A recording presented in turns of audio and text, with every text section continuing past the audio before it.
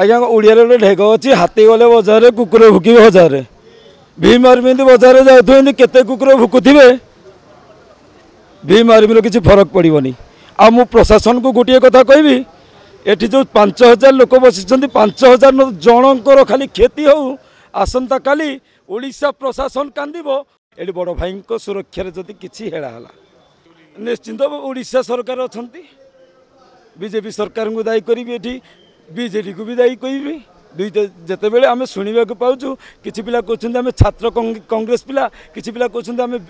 BJP पिला कि पिला कहते आम बीजेडी पिला एठू जना पड़ जाऊँगी एम को पूरा प्लानिंग रे रखा ये प्रोग्राम केमती नहब बोली रखा जाता किंतु आम सियोर हेलु जिते बड़े प्रथम आमको विरोध करागला आम सियोर हेलु जे भुवनेश्वर माटी रे भीम आर्मी बड़ भाई चंद्रशेखर आजाद आसीते एवं प्रोग्राम सक्सेस होइछे विरोध आचरण में एवं जदि कौन पिलार क्षति है काली ओडिशा सरकार कांदिबे। तो पूर्वतन सरकार पूर्व मंत्री थे रणदेव प्रताप स्वाई सी भी आज संगठन आसिक निश्चिंत मुझे धन्यवाद देवी